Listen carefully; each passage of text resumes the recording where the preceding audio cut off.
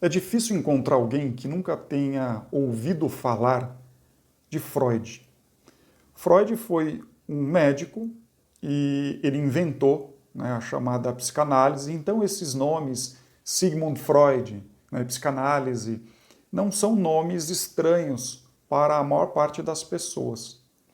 Sempre alguém ouviu falar ou ao menos leu alguma coisa de alguém que escreveu sobre Freud. Mas eu gostaria hoje de apresentar 6 motivos para que você leia Freud, leia o próprio autor. O primeiro motivo para que você leia Freud é que Freud foi o inventor da famosa psicanálise. A psicanálise ela surgiu em um ambiente de grande efervescência positivista, lato sensu. O positivismo é uma espécie de otimismo científico que trabalha com a ideia de que as explicações dos dramas humanos não estariam mais nas grandes narrativas religiosas, mas no próprio homem. Freud, então, a partir disso, estabelece um método, né, chamado de associação livre, que seria uma espécie de alívio, né, por meio da fala. Então, a fala para Freud, ela pode ser redentora, e seria pela fala, pela conversa, pelas associações linguísticas que Freud conseguia perceber quais seriam as causas que levariam o indivíduo a se comportar de uma determinada maneira. Então, Freud percebe que os comportamentos são efeitos determinados por causas mais profundas. A partir disso, eu trago aqui o segundo motivo para ler Freud.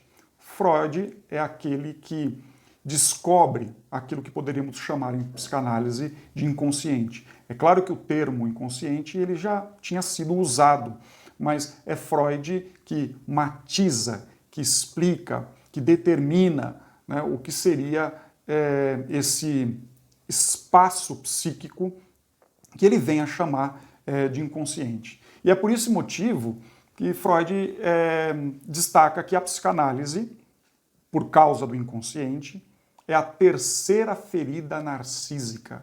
É a terceira ferida narcísica no sentido daquilo que causa um certo mal-estar no homem quando alguém apresenta enquanto teoria. A primeira teoria, que seria a primeira ferida narcísica, é Copérnico. Copérnico faz uma crítica ao sistema ptolomaico aristotélico, que diz que a Terra está no centro do universo.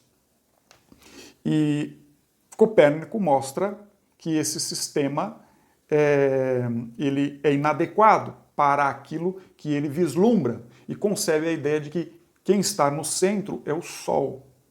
Então, essa seria a primeira ferida narcísica, porque isso fere, né, aquela ideia, aquela arrogância humana de que o homem, este ser ímpar, né, este ser que é capaz de pensar e se ver como totalmente distinto de todos os seres, está na periferia do cosmos, de modo que o Sol está no centro. Então, isso fere, né, o narcisismo humano. A segunda ferida narcísica, ela pode ser expressa por Darwin. Darwin que mostra que o homem é mais um animal entre muitos outros animais.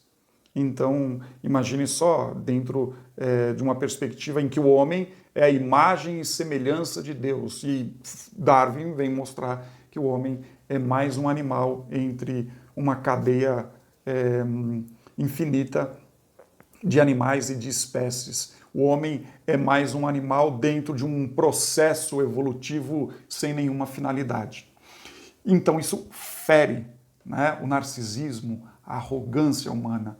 E a terceira ferida narcísica seria o próprio Freud com a ideia de inconsciente, porque Freud vem mostrar que o homem não é dono da sua própria casa. Ou seja, os comportamentos humanos eles não são determinados exclusivamente pela razão que submete os desejos, que submete as paixões, mas no inconsciente há desejos profundos, desejos animalescos, desejos de vingança, desejos desenfreados de matar, desequilíbrio sexual, e que tudo isso está presente no inconsciente, que é uma parte animal no homem, e esse inconsciente, ele pulsa, né? Ele pulsa, de alguma maneira, ele quer se manifestar. E é claro que essa animalidade, ela, primeiro que ela é negada pelo próprio indivíduo, e depois essa animalidade, ela é negada pelo ambiente no qual esse indivíduo mora, habita, vive. Aquilo que o Freud vai chamar de princípio de realidade. Então, parece que o eu, ele está entre as pulsões inconscientes que querem vir à tona, todos esses desejos violentos, tudo aquilo que o homem não suporta enxergar, e as determinações sociais. Então, veja, parece que o ego, o homem, ele está no meio de duas instâncias que estão pressionando, né, ele o tempo todo.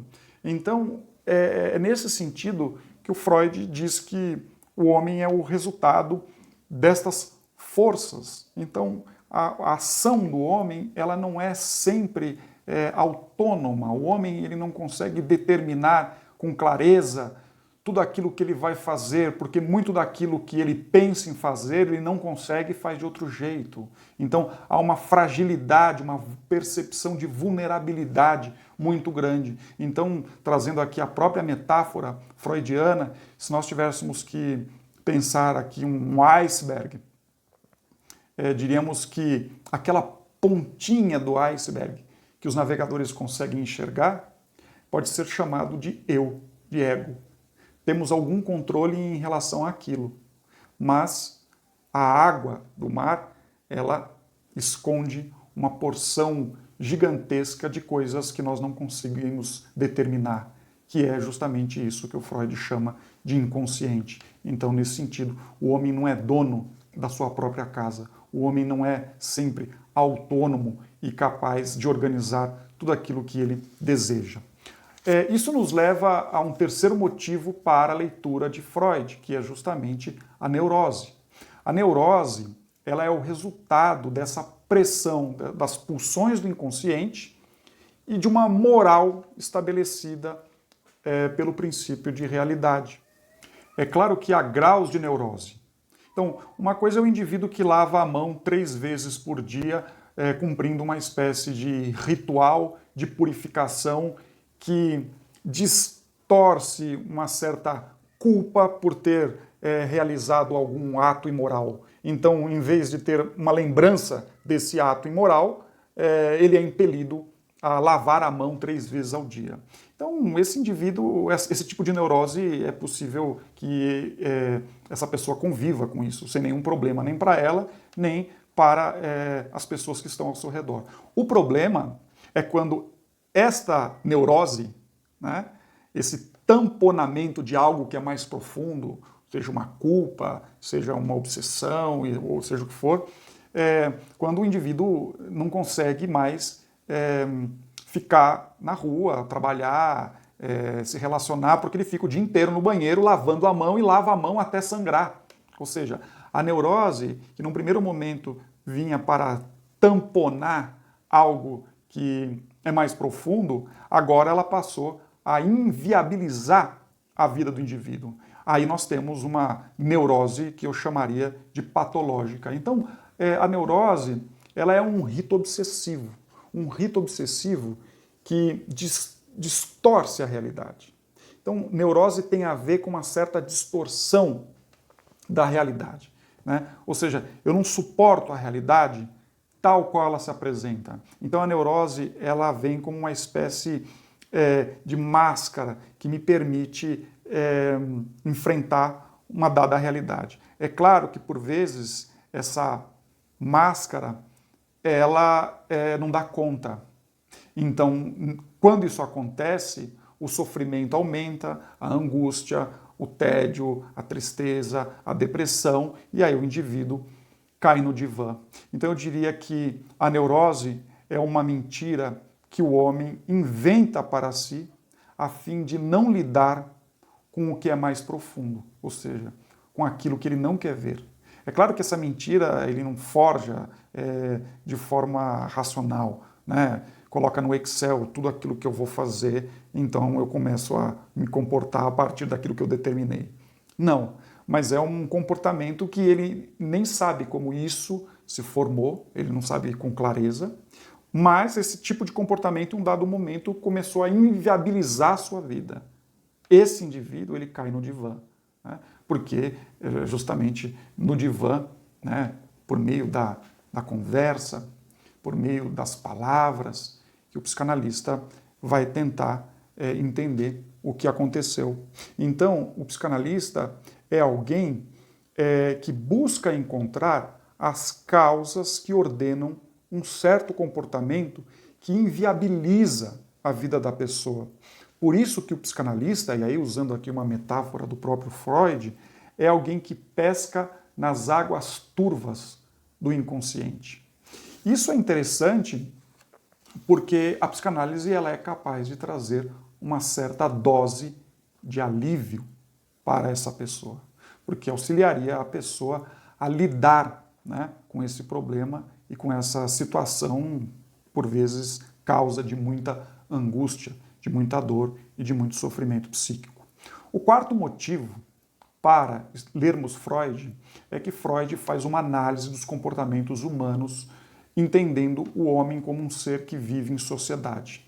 Então, uma pergunta típica da obra freudiana, mais especificamente de um texto chamado Mal-Estar da Civilização, é quais seriam os componentes psíquicos que colaboram para a vida em sociedade, para a formulação daquilo que nós chamamos de civilização. Freud percebe que a civilização ela traz benefícios. Por quê?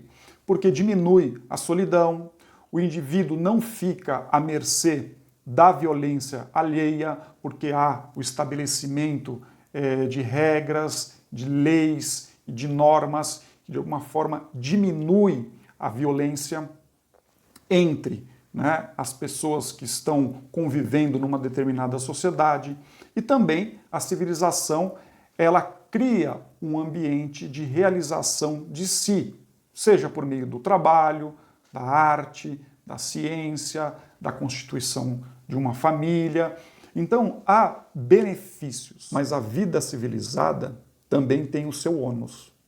E esse ônus é a doença mental, é a neurose, diz Freud.